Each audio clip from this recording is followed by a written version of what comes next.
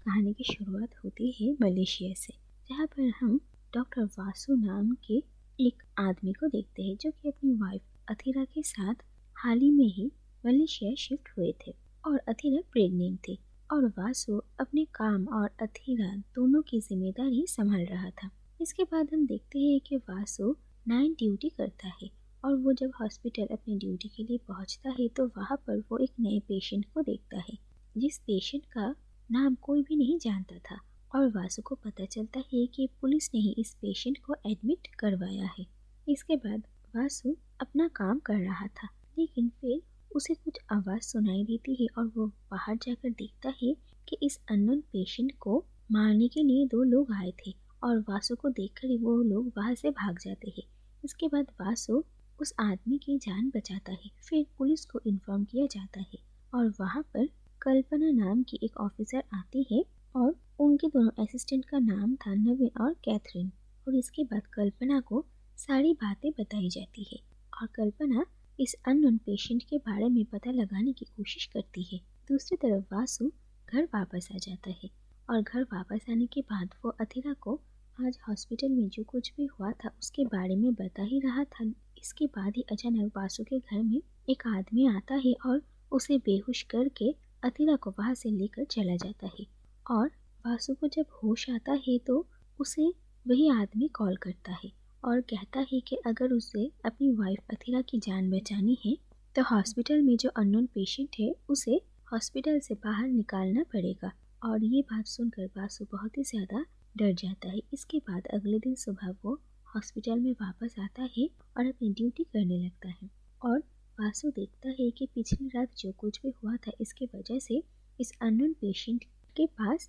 एक police officer को duty पे रखा गया है। दूसरी तरफ हम कल्पना, नवीन और कैथरीन को देखते हैं जो कि इस अननोन आदमी के बारे में इंफॉर्मेशन निकालने की कोशिश करते हैं। इसके बाद हम देखते हैं कि वासु एक्सरे करवाने के नाम से इस पेशेंट को सबसे ऊपर के फ्लोर में लेकर जाता है और वहाँ पर जाकर वो उस पुलिस ऑफिसर को बेहोश कर देता है और इस पेशेंट को कुछ इंजेक्शन देता है, जिसके बाद इस पेशेंट को होश आ जाता है और फिर वो पहले तो वासु से खुद को छुड़ाने की कोशिश करता है, लेकिन वासु उसे गन पॉइंट पे रखकर अपने साथ हॉस्पिटल से बाहर लेकर जाने की कोशिश करता है। दूसरी तरफ कल्पना और उसकी टीम को ये खबर मिल जाती है कि हॉस्पिटल से वो पेशेंट गायब है और उन लोगों को ये भी पता चलता है कि दरअसल इस पेशेंट का नाम है के और जो कि एक आर्मी कमांडो थे। लेकिन इसके बाद वो कुछ इलीगल काम के साथ जुड़ गए थे और वो चोरी, डकैती और कुछ और भी बहुत बड़े बड़े खतरनाक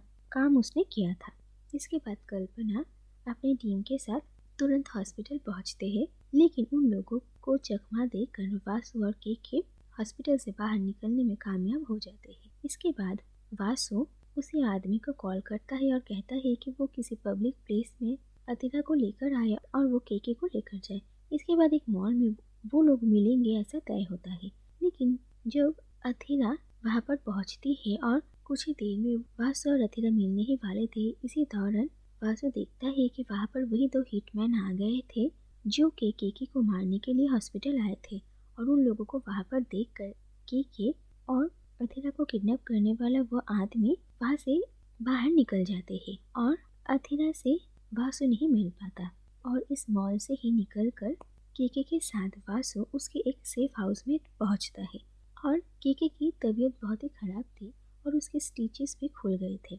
और वासु के जख्मों पर फिर से स्टिचेस करता है। और इसके बाद वासु देखता है कि पुलिस के साथ उसे भी ढूंढ रही है और वो बहुत ही डर जाता है। इसीलिए के नज़रों से बचकर वो ऑफिसर कल्पना को कॉल करता है और उसे इस सेफ हाउस के बारे में बताता है और कल्पना कहती है कि वो जब तक बाहर पर ना पहुंचे वो के पर नज़र रखे। लेकिन दूसरी तरफ हम विंसेंट नाम के एक और ऑफिसर को देखते हैं जो कि बहुत ही इलीगल तरीके से अपने केसेस को हैंडल करता है और बड़े बड़े केसेस उसे ही मिलते हैं, जिस बात से कल्पना काफ़ी गुस्सा थी और वो खुद को प्रूव करने के लिए इस केस को जल्द से जल्द अपने तरीके से सॉल्व करना चाहती थी। लेकिन इसके बाद देखा जाता है कि इस केस के साथ के का नाम जुड़ा हुआ था, इसीलिए ये केस भी विंसेंट अपने हाथों में ले लेता है। लेकिन कल्पना अपनी इन्वेस्टिगेशन जारी रखती है। दूसरी तरफ हम देखते हैं कि विंसेंट अपने दोनों आदमियों के साथ केके के इस सेफ हाउस में पहुंचते हैं और वो केके और वासु दोनों को ही बांध देते हैं। दूसरी तरफ हम देखते हैं कि अधीरा को वापस उसी जगह पर लेकर जाया जाता है और जिस आदमी ने अधीरा को किडनैप किया था उससे मिलने के लिए एक दूसरा आदमी आता है और उसे मारकर वो लोग अधीरा को अपने साथ लेकर जाते हैं। इसके बाद विंसेंट वासु और केके दोनों को ही मारना चाहता था, लेकिन तभी वहाँ पर कल्पना पहुँचती है और यहाँ पर क्या चल रहा है इसे समझने की कोशिश करती है। लेकिन विंसेंट पहले कल्पना को ही मार डालता है और कल्पना के मर्डर का इल्जाम वो लोग वासु पर डालने वाले थे। इसके बाद विंसेंट अपने दोनों आदमियों को इन लोगों का काम खत्म करने के लिए वहाँ पर रखकर वहाँ से चला जाता है। लेकिन केके उन दोनों को ही चकमा देने में कामयाब होता है और वो टॉर्चर करके उनमें से एक आदमी के मुंह से सच्चाई बाहर निकलवा लेता है। दरअसल ये दिखाया जाता है कि मलेशिया के एक बहुत बड़े बिजनेसमैन के बेटे ने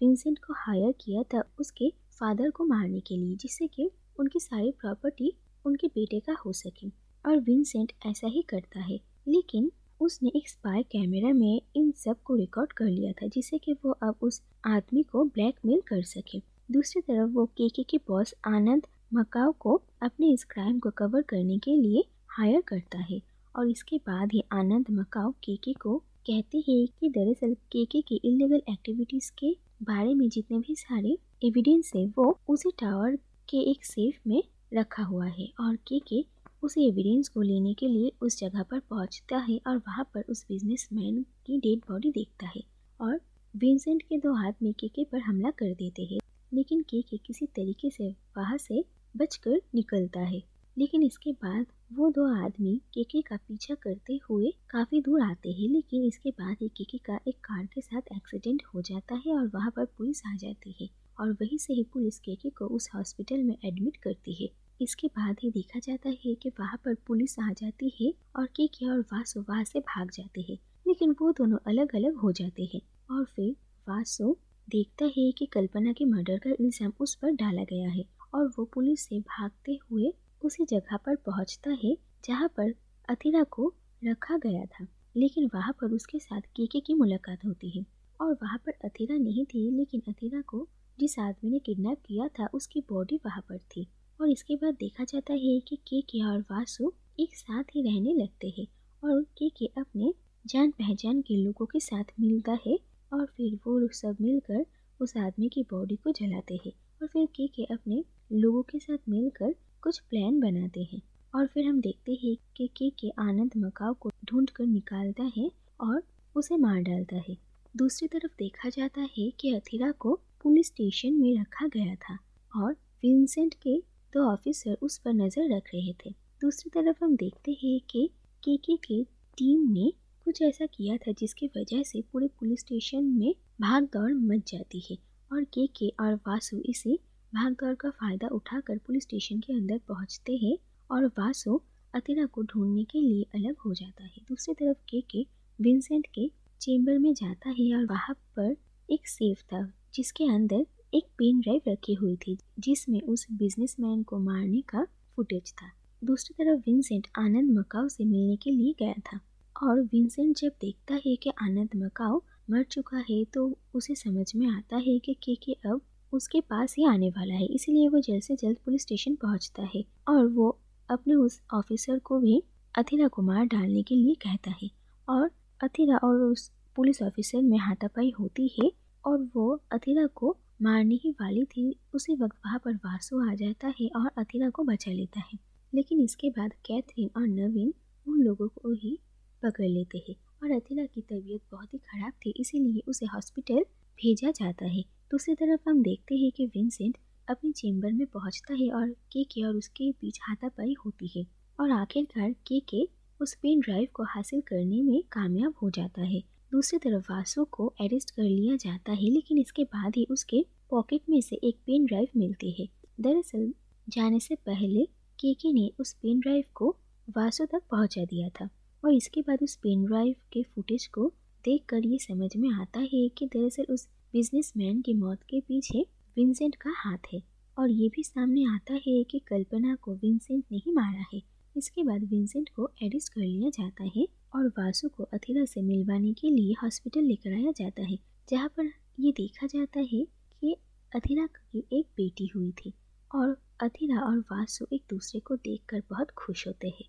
इसके बाद देखा जाता है कि 7 साल बीत चुके हैं और उस दिन अथिरा और वासु की बेटी का बर्थडे था और हम देखते हैं कि अथिरा सेकेंड टाइम प्रेग्नेंट थे और नवीन और कैथरीन के साथ अब उन लोगों का रिश्ता बहुत अच्छा था और नवीन और कैथरीन उन लोगों के बहुत अच्छे फ्रेंड थे और वो लोग भी इस पार्टी में मौजूद थे। इसके बाद ही न्यूज़ में ये दिखाया जाता है कि विंसेंट कोर्ट की परमिशन से कुछ दिनों के लिए जेल से बाहर आया था और वो एक होटल में रुका था जहाँ पर उसकी मर्डर हो गया है। और ये न्यूज़ देखकर वासु और अथिरा बहुत हैरान होते हैं और दूसरी तरफ हम देखते हैं कि केकी ने ही विंसेंट को मारा था। दरअसल अथिरा को जिस आदमी ने किडनैप किया था वो केके का ही छोटा भाई नंदा था और नंदा की मौत का बदला लेने के लिए ही केके ने विंसेंट को मारा था। इसके बाद देखा जाता है कि वासु के घर के बाहर किसी ने एक छोटा सा गिफ्ट रखा था और देखा जाता है कि 7 साल पहले जब अथिरा को किडनैप किया गया था